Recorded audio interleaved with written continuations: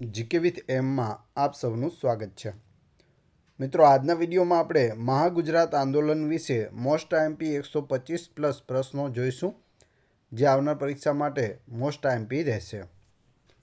લાસ્ટમાં તમારી ટેસ્ટ પણ લેવામાં આવે છે, તો વિડીયો વ્યવસ્થિત જોવો અને ટેસ્ટ આપી તમે તમારું નોલેજ પણ ચેક કરી શકો છો. એ સિવાય આની પીડીએફ પણ તમને પ્રોવાઈડ કરાવવામાં આવશે. તો જોઈએ ખૂબ જ અગત્યનો આ વિડીયો.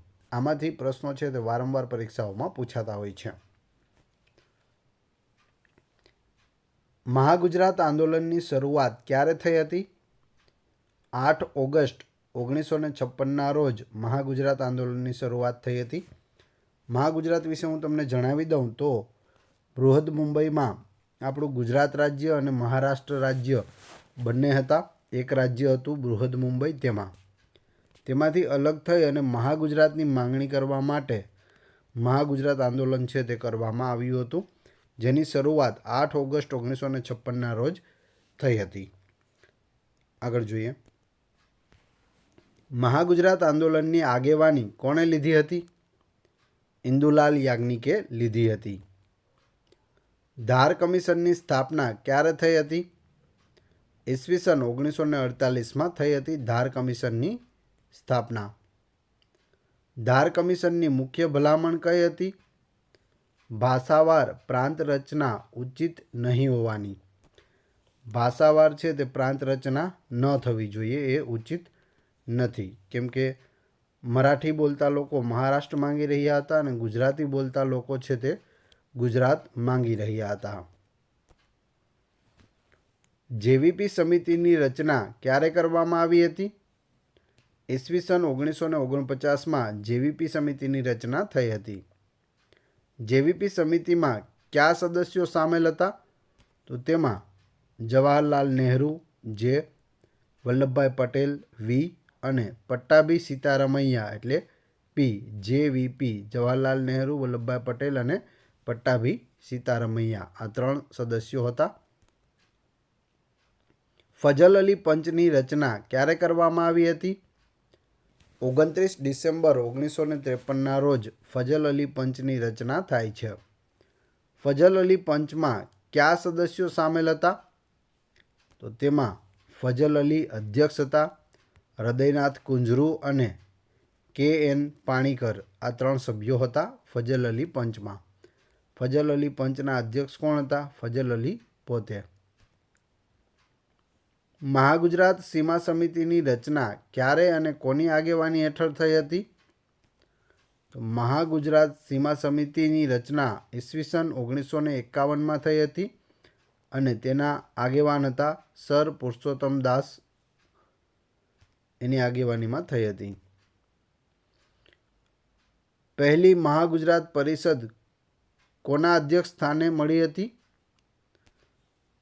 તો ત્યારે અધ્યક્ષ હતા ધારાશાસ્ત્રી હિંમતલાલ શુક્લ, એ અધ્યક્ષ હતા અને ઈસવીસન 1952માં પ્રથમ મહાગુજરાત પરિષદ મળી હતી. ગુજરાતી સાહિત્ય પરિષદની કઈ બેઠકમાં મહાગુજરાતની લોકેષણા વ્યક્ત કરવામાં આવી હતી? ઈસવીસન 1952ની પરિષદમાં. ગુજરાતની સાહિત્ય પરિષદની 1952મી નવસારીની બેઠકમાં કયા સાહિત્યકારે મહાગુજરાત માટેની લોકેષણાનો પ્રસ્તાવ રજૂ કર્યો હતો? તો એ સાહિત્યકાર હતા શ્રી કૃષ્ણલાલ મોહનલાલ ઝવેરી. રાજ્ય પુનર્રચના પંચનો અહેવાલ ક્યારે જાહેર થયો? 10મી જાન્યુઆરી 1955ના રોજ રાજ્ય પુનર્રચના પંચનો અહેવાલ રજૂ થયો હતો. મહાગુજરાત આંદોલન વખતે અમદાવાદમાં ગોળીબારમાં મૃત્યુ પામેલા વિદ્યાર્થીઓ અંગે રચાયેલા નાગરિક તપાસ પંચના અધ્યક્ષ કોણ હતા? તો તે હતા વામનરાય ધોળકિયા. મહાગુજરાત આંદોલનના વિરોધમાં કોણે ઉપવાસ કર્યા હતા? મોરારજી દેસાઈએ ઉપવાસ કર્યા હતા મહાગુજરાત આંદોલનના વિરોધમાં. વિદ્યાર્થીઓ પર થયેલ ગોળીબારની તપાસ માટે નિમાયેલ નાગરિક તપાસ પંચનો અહેવાલ ક્યારે જાહેર થયો? 2 ઓક્ટોબર 1956ના રોજ જાહેર થયો હતો. અમદાવાદમાં પંડિત જવાહરલાલ નહેરુની જાહેર સભા સામે કોની અધ્યક્ષતામાં સમાંતર સભા યોજાઈ હતી? જવાબ આવશે ઇન્દુલાલ યાજ્ઞિકની સભા હતી. એક તરફ પંડિત જવાહરલાલ નહેરુની સભા હતી અને તે જ સમયે ઇન્દુલાલ યાજ્ઞિકે પણ અમદાવાદમાં સભા કરેલી. અમદાવાદમાં પંડિત જવાહરલાલ નહેરુની જાહેર સભા ક્યારે યોજાઈ હતી? 2 ઓક્ટોબર 1956ના રોજ. પંડિત નહેરુની સામે યોજાયેલ ઇન્દુલાલ યાજ્ઞિકની સમાંતર સભાની શરૂઆત કયા ગીતથી કરવામાં આવી હતી? તો એ ગીત છે કવિ પ્રદીપજીના ગીત શીર્ષક રહી ગાંધી કી ધરતી બિગડ ગઈ જબ બાત, એનાથી શરૂઆત કરવામાં આવી હતી. મહાગુજરાત જનતા પરિષદની સ્થાપના ક્યારે કરવામાં આવી હતી? 9 સપ્ટેમ્બર 1956ના રોજ મહાગુજરાત જનતા પરિષદની સ્થાપના થઈ હતી. મહાગુજરાત જનતા પરિષદની ઓફિસ કયા સ્થળે શરૂ થઈ હતી? રિલીફ રોડ પર નિશાપોળમાં અમદાવાદમાં શરૂ થઈ હતી. મહાગુજરાત વિદ્યાર્થી લડત સમિતિના ચેરમેન કોણ હતા? હરિહર ખંભોળજા હતા. મહાગુજરાત જનતા પરિષદના સંયોજક તરીકે કોણે કામગીરી નિભાવી હતી? બ્રહ્મકુમાર ભટ્ટે કામગીરી નિભાવી હતી. અમદાવાદમાં મોરારજી દેસાઈની સભા સામે વિદ્યાર્થી લડત સમિતિએ ક્યારે જનતા કર્ફ્યુ જાહેર કર્યો હતો? 19 ઓગસ્ટ 1956ના રોજ. મહાગુજરાત જનતા પરિષદની છેલ્લી બેઠક ક્યાં મળી હતી? વિસનગરમાં મળી હતી. ગુજરાત અને મહારાષ્ટ્ર વચ્ચે ભાવનાત્મક એકતા સ્થપાઈ નથી તેવી રજૂઆત કોંગ્રેસના મોવડી મંડળ સમક્ષ કોણે કરી હતી?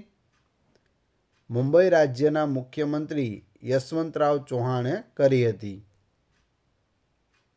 1954માં રાજ્યોની પુનર્રચના અંગેનો ખરડો ક્યારે સંસદમાં પસાર થયો? 14 એપ્રિલ 1956ના રોજ. મહાગુજરાત આંદોલનમાં ગોળીબારથી શહીદ થનાર સૌપ્રથમ વિદ્યાર્થીઓ કોણ હતા?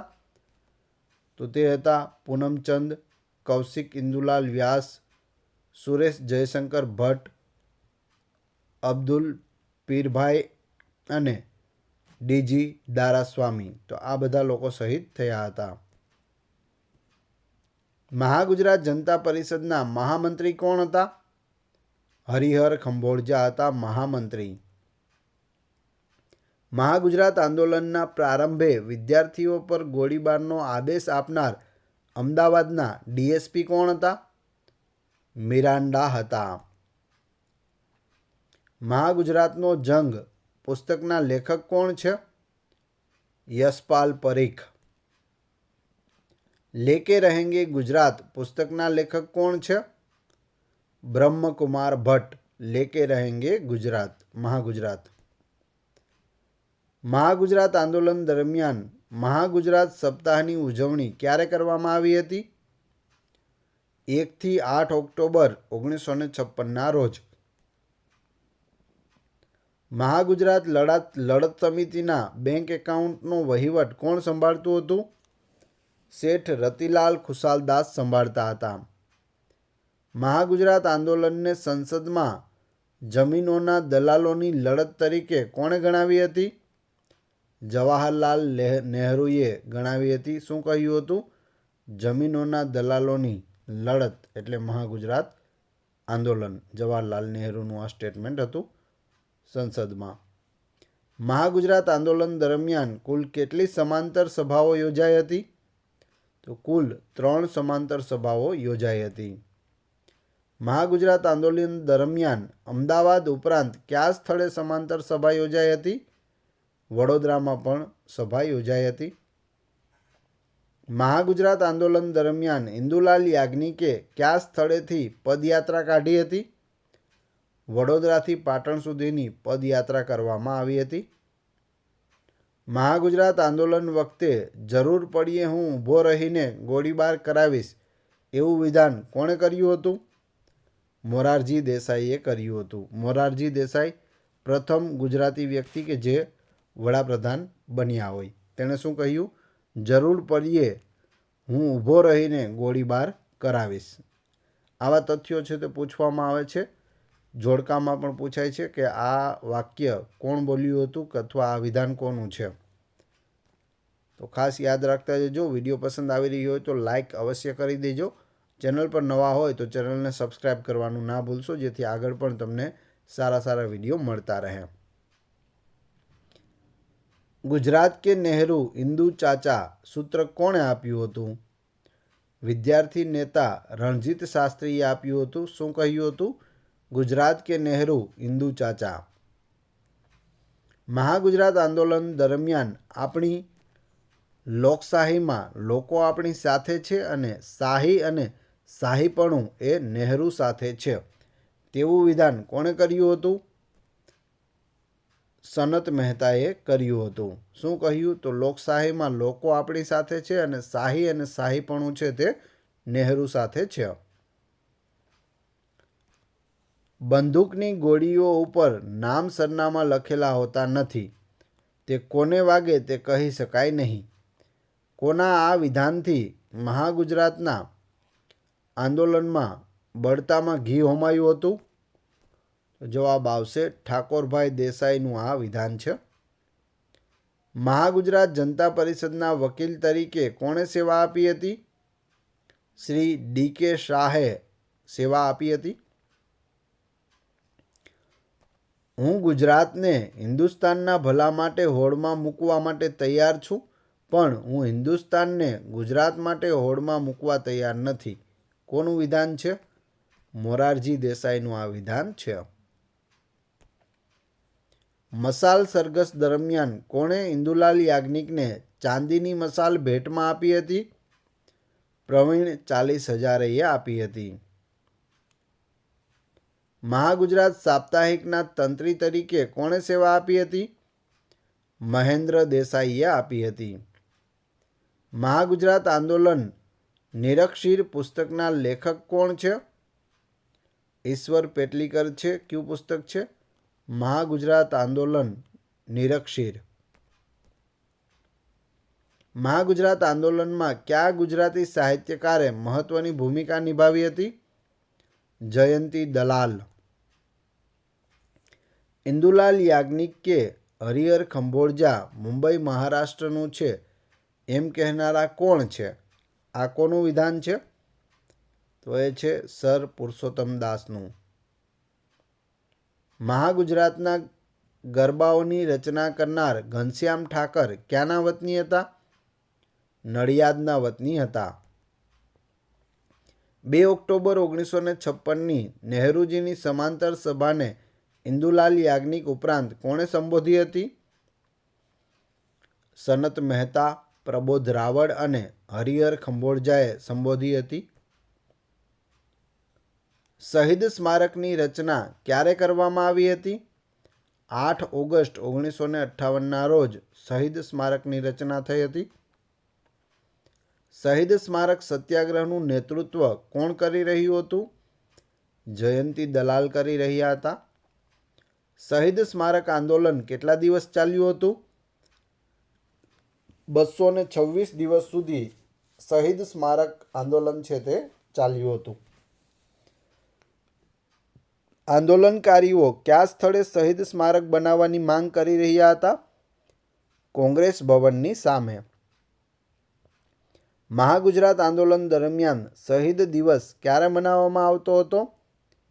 દર મહિનાની 8મી તારીખે મનાવવામાં આવતો હતો.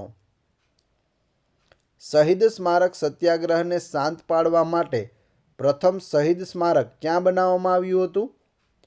વિક્ટોરિયા ગાર્ડનમાં. શહીદ સ્મારક સત્યાગ્રહ ક્યારથી શરૂ થયો હતો? 17 ઓગસ્ટ 1958થી શરૂ થયો હતો. શહીદ સ્મારકનો ઉકેલ કોના શાસન દરમિયાન આવ્યો? હિતેન્દ્રભાઈ દેસાઈની સરકાર વખતે આવ્યો હતો. શહીદ સ્મારકનું ઉદ્ઘાટન ક્યારે કરવામાં આવ્યું? 19 સપ્ટેમ્બર 1967ના રોજ. શહીદ સ્મારકનું ઉદ્ઘાટન કોના હાથે કરવામાં આવ્યું? ઇન્દુલાલ યાજ્ઞિકના હાથે. મહાગુજરાત જનતા પરિષદનું છેલ્લું અધિવેશન ક્યારે યોજાયું હતું? 20 માર્ચ 1960ના રોજ વિસનગરમાં યોજાયું હતું. શહીદ સ્મારક આંદોલન દરમિયાન ઓરિસ્સાના કયા મહાનુભાવે પોતાના રાજ્યમાંથી સત્યાગ્રહીઓ મોકલવા માટે મંજૂરી માંગી હતી? મોહન મિત્રા. જન આંદોલન મહાગુજરાત પુસ્તકના લેખક કોણ છે? હરિહર ખંભોળજા છે.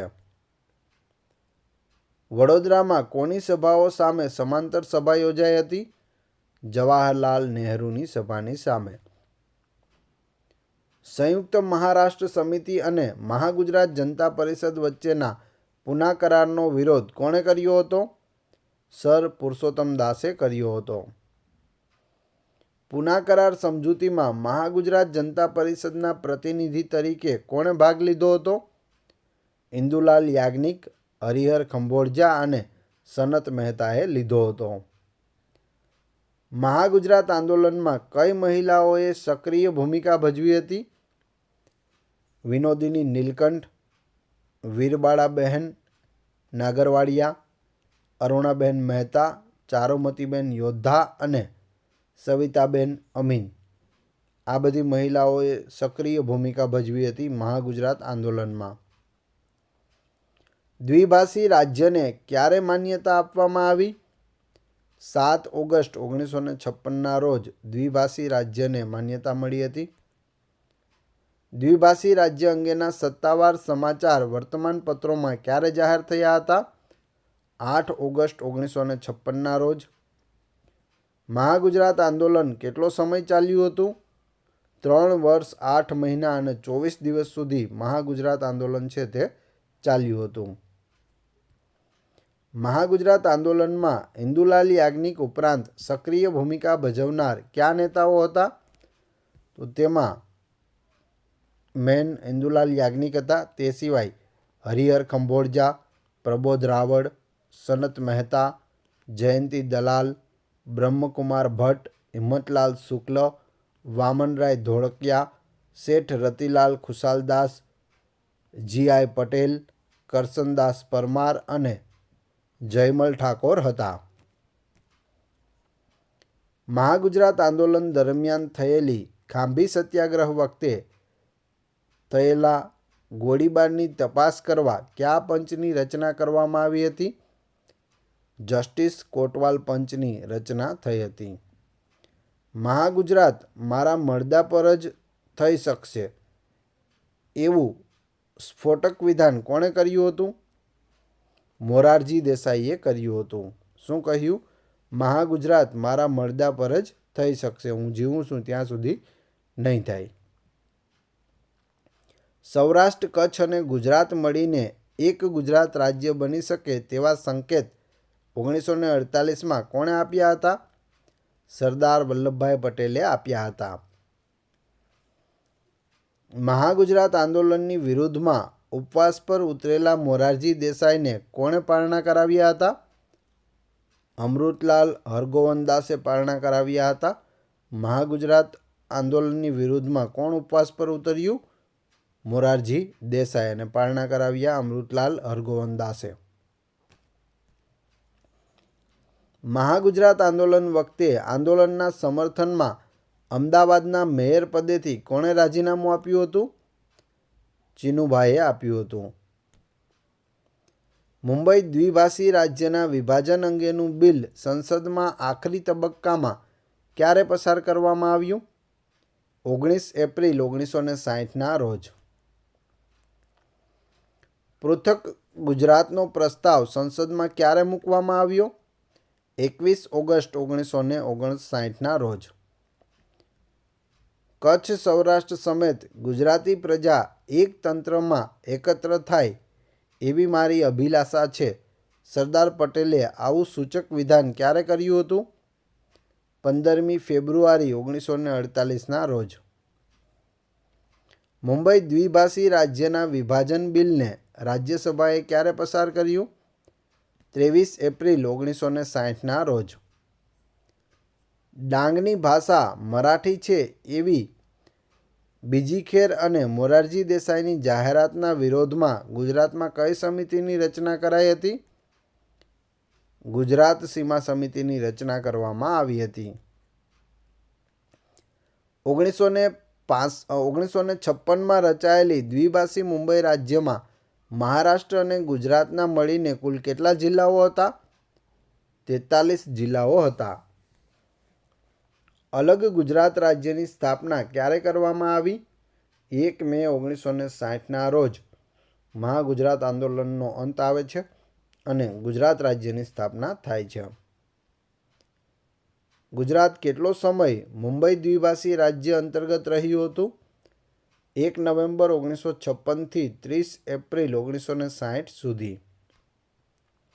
દ્વિભાષી મુંબઈ રાજ્યની રચના ક્યારે થઈ હતી? 1 નવેમ્બર 1956ના રોજ કાળી ચૌદસનો દિવસ હતો ત્યારે દ્વિભાષી મુંબઈ રાજ્યની રચના થઈ હતી.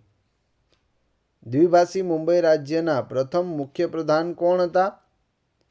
બીજી ખેર હતા. 1956માં મોરારજી દેસાઈએ કયા 3 રાજ્યોની યોજના જાહેર કરી હતી? મુંબઈ, ગુજરાત અને મહારાષ્ટ્ર. એણે શું કહ્યું મોરારજી દેસાઈએ? 3 રાજ્યો બનશે, મુંબઈ, ગુજરાત અને મહારાષ્ટ્ર. ડાંગની ભાષા મરાઠી છે તેવી જાહેરાત કોણે કરી હતી? મુંબઈના મુખ્યપ્રધાન બીજી ખેર અને મોરારજી દેસાઈએ કહ્યું હતું કે ડાંગની ભાષા મરાઠી છે, તેથી ડાંગ છે તે મહારાષ્ટ્રમાં જશે. ગુજરાત સીમા સમિતિની પ્રથમ બેઠક ક્યાં યોજાઈ હતી? વલ્લભ વિદ્યાનગરમાં યોજાઈ હતી. ગુજરાત સીમા સમિતિની વલ્લભ વિદ્યાનગર ખાતે યોજાયેલ પ્રથમ બેઠકમાં શી જાહેરાત કરાઈ? અરવલ્લી પહાડથી આબુ પ્રદેશ, ડુંગરપુર, વાંસવડા, પૂર્વમાં ખાનદેશ અને દક્ષિણમાં ડાંગ અને ઉમરગામ સુધીનો પ્રદેશ ગુજરાત છે તેવી જાહેરાત કરવામાં આવી. કેટલો પ્રદેશ લીધો? તો અરવલ્લીના પહાડથી લઈ આબુ પ્રદેશ, ડુંગરપુર, વાંસવાડા, પૂર્વમાં છે તે ખાનદેશ અને દક્ષિણમાં ડાંગ અને ઉમરગામ સુધીનો પ્રદેશ શેમાં છે? ગુજરાતમાં આવે છે. આવો અહેવાલ રજૂ કર્યો. મહાગુજરાત આંદોલનમાં કઈ ત્રિપુટી લાલ બાલ પાલ જેવી ગણાતી હતી? તો એ છે કરસનદાસ પરમાર, જયંતી દલાલ અને બ્રહ્મકુમાર ભટ્ટ. 1956માં મોરારજી દેસાઈએ સૂચવેલી 3 રાજ્યોની યોજના કઈ ઘટનાને કારણે બંધ રહી? આમચી મુંબઈ આંદોલનના હિંસક તોફાનોને લીધે તે બંધ રાખવામાં આવી. મરાઠી લોકોએ કીધું મુંબઈ અમારી છે અને તે મહારાષ્ટ્રમાં રહેશે, મુંબઈ અલગ નહીં થાય મહારાષ્ટ્રથી. આમચી મુંબઈ આંદોલન.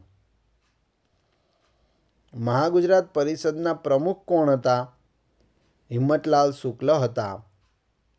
મહાગુજરાત પરિષદના ઉપપ્રમુખ કોણ હતા?